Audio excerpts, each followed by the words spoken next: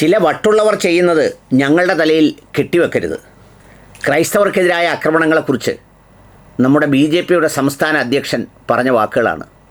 Rajeev Chandrasekhar sir, നിങ്ങൾ ഈ രാജ്യത്തെ അരവട്ടുള്ളവനെ മുഴുവട്ടാക്കുകയും വട്ടില്ലാത്തവൻ്റെ മേൽ അന്യമത വിദ്വേഷം തിരികെ കയറ്റി ഭ്രാന്തനാക്കുകയും അവരൊക്കെ ഭ്രാന്ത് കാണിക്കുമ്പോൾ ആ ഭ്രാന്തിനെതിരെ ഒക്കെ ചങ്ങായിമാരായതുകൊണ്ട് നടപടിയെടുക്കാനാവാതെ ഇതുപോലെ തരാതരമനുസരിച്ച് പലയിടങ്ങളിൽ നിന്ന് പ്രസ്താവനകൾ ഇറക്കുന്നതിനപ്പുറം മറ്റൊന്നും സാധ്യമാകുന്നില്ല. മനോഹരമായി ആഘോഷങ്ങൾ നടത്തിയിരുന്ന, അങ്ങോട്ടും ഇങ്ങോട്ടും ഒറ്റപ്പെട്ട പൊട്ടലും ചീറ്റലും ഒഴിച്ച് സഹിഷ്ണുതയോടെ ഒരുപാട് കാടൻ ദിനങ്ങൾ കടന്നു വന്ന ഒരു രാജ്യം സ്നേഹത്തോടെ ചേർന്ന് നിന്നതിനെ നിങ്ങൾ എല്ലാ അർത്ഥത്തിലും ഭ്രാന്തന്മാരുടെ ഒരു താവളമാക്കി മാറ്റി. അത്തരം കുറ്റകൃത്യങ്ങളെക്കുറിച്ച്, അത്തരം കെടുതികളെക്കുറിച്ച്, അത്തരം സംഭവങ്ങളെക്കുറിച്ച് പറയുമ്പോൾ തൃശ്ശൂരിൻ്റെ ജനപ്രതിനിധി പറഞ്ഞത് അതൊക്കെ അവാസ്തവമാണ്, വേണമെങ്കിൽ നിങ്ങൾ എൻ്റെ വീട്ടിൽ പോയി നോക്കിക്കൊള്ളൂ, അവിടെല്ലാം ദീപാലങ്കാരം നടത്തിയിട്ടുണ്ട്. ഉണ്ട് സാർ, തൃശ്ശൂരിൽ നിന്ന് ജയിക്കണമെങ്കിൽ അവിടെ ദീപാലങ്കാരം നടത്തണം, പിന്നെ പറ്റുമെങ്കിൽ മാതാവിന് കിരീടവും ചാർത്തണം. ഒരു ജനാധിപത്യ നിയമ സംവിധാനം നിലനിൽക്കുന്ന രാജ്യത്ത് ഇതാണോ അതിൻ്റെ മറുപടി? ആദ്യം ആ വിഷയം ഉന്നയിച്ച് സംസാരിച്ച കോൺഗ്രസിൻ്റെ കൗൺസിലറെ, പുള്ളിയെ എത്ര അഭിനന്ദിച്ചാലും മതിയാവില്ല. കാരണം വേദിയിലിരുത്തി മുഖത്ത് നോക്കി പറയുക എന്ന് പറഞ്ഞത് ഇന്ന് വളരെ കുറവാണ്. എല്ലാവരും കേൾക്കാതെ പറയുകയും കാണുമ്പോൾ ഒലിപ്പിക്കലുമാണ് നടന്നു പോകുന്നത്. അവരുടെ നടുവിലാണ് ആ ജനപ്രതിനിധി ആ കഥ പറഞ്ഞത്. കേട്ടോളൂ. താരിത്തൊഴുക്കിൽ ജനിച്ചപ്പോ ക്രിസ്തുവാണ് ഏറ്റവും വലിയ സഹനം സഹിച്ചതെന്നാണ് നമുക്കെല്ലാം മനസ്സിലാക്കുന്നത്.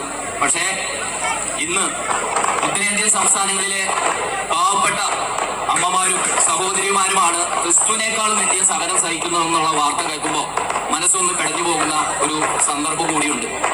അതിനെല്ലാം ഒരു അതുകൊണ്ട് തന്നെ അതിനൊരു മറുപടിയില്ല. പക്ഷെ ഇങ്ങനെ തെറ്റിദ്ധാരണാജനകമായ കാര്യങ്ങൾ, പ്രത്യേകിച്ച് ഇതൊരു വലിയ ആഘോഷം നടക്കുകയാണ്, നമ്മളെല്ലാം ഒന്നായി നിൽക്കുന്നതാണ്, മതവും ജാതിയും ഒന്നുമില്ല എന്ന്, അങ്ങനെ ഒന്നുണ്ടെങ്കിൽ തന്നെ അതെല്ലാം മാറ്റി വെച്ച് ഒന്നായിച്ചാൽ. നിങ്ങൾക്ക് വേറെ ഉദാഹരണമൊന്നും വേണ്ട. ഇപ്പൊ ആരെങ്കിലും തിരുവനന്തപുരത്തുണ്ടെങ്കിൽ അവിടെ ഒരു ക്രിസ്തീയ വിശ്വാസിയെ പോലെ തന്നെ വീട് ഇതുപോലെ ദീപാലങ്കൃതമാക്കിയിരിക്കുന്ന എൻ്റെ വീട് നിങ്ങൾക്ക് വീഡിയോഗ്രാഫി ചെയ്തിവിടെ കാണിക്കാൻ നിങ്ങൾക്ക് ആവശ്യപ്പെടാം. ഞാൻ വെല്ലുവിളിക്കുകയാണ് വ്യക്തികൾ.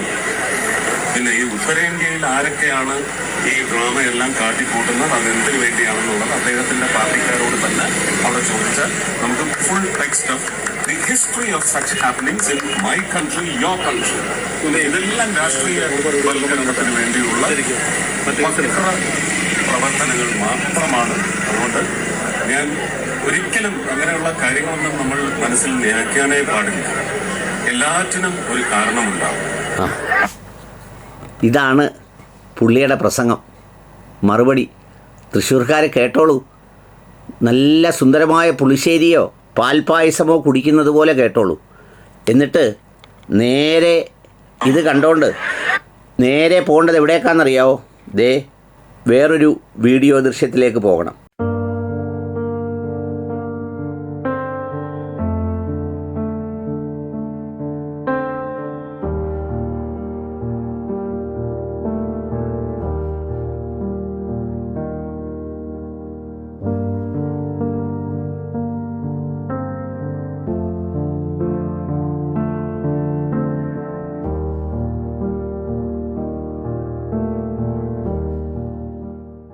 ഛത്തീസ്ഗഡിലെ കാഴ്ചയാണ്. ഭരണം മാറി കുറച്ച് നാളേ ആയുള്ളൂ. അവിടുത്തെ ഒരു മാളിൽ ഒരുക്കിയിരിക്കുന്ന ക്രിസ്തുമസ് ആ വർണ്ണ പേപ്പറുകളും ആ ഒരുക്കങ്ങളും അടിച്ച് തകർക്കുകയാണ് 90 പേര്. അപ്പോഴാണ് സുരേഷ് ഗോപി പറയുന്നത്, my India, your country and my country. സത്യത്തിൽ ലജ്ജയും നാണവുമില്ലേ? കേരളം പോലെ ഒരു സംസ്ഥാനത്തിൻ്റെ നടുവിൽ നിന്ന് ഈ കാര്യം പറയാൻ. കൂടാതെ പ്രധാനമന്ത്രി ക്രിസ്തുമസ് ആഘോഷത്തിൽ അങ്ങ് ഡൽഹിയിൽ പങ്കെടുക്കുക കൂടി ചെയ്തു. ഷോൺ ജോർജൊക്കെ അതിൻ്റെ പോസ്റ്റ് ഇട്ടിട്ടുണ്ട്. പക്ഷേ ആ പോസ്റ്റിൻ്റെ അടിയിലെ കമൻറ്റ് വായിച്ച് നോക്കണം, ക്രൈസ്തവ സമൂഹം അതിനെ എങ്ങനെ കാണുന്നു എന്ന്. ഇത്തരം നാടകങ്ങൾ കൊണ്ട് ഈ രാജ്യത്തിപ്പോൾ നടക്കുന്ന അന്യമത വിരോധ വിദ്വേഷ ആക്രമണങ്ങൾ തടയാൻ കഴിയുമോ? ഇത് വർദ്ധിക്കുകയല്ലേ ഉള്ളൂ. അപ്പോഴാണ് അതിൻ്റെ പരിഹാരം സുരേഷ് ഗോപിയുടേത്. അദ്ദേഹത്തിൻ്റെ വീട്ടിൽ തിരുവനന്തപുരത്ത് പോയി നോക്കാൻ. ലൈറ്റ് ഇട്ടിട്ടുണ്ട്. എന്നിട്ട് അടി കൊള്ളുന്നവർ അവിടെ തലോടിയാൽ മതി, വേദന കുറയും. ഒന്നുമല്ലെങ്കിൽ രാജീവ് ചന്ദ്രശേഖർ പറഞ്ഞതുപോലെ അവർ വട്ടന്മാരാണെന്നെങ്കിലും പറയാൻ പുള്ളിക്ക് പറ്റുന്നില്ല. വീട്ടിൽ ലൈറ്റ് ഇട്ടേക്കുന്ന കാണിച്ചു കൊടുക്കുന്ന ജനപ്രതിനിധി അല്ല കേന്ദ്രമന്ത്രി.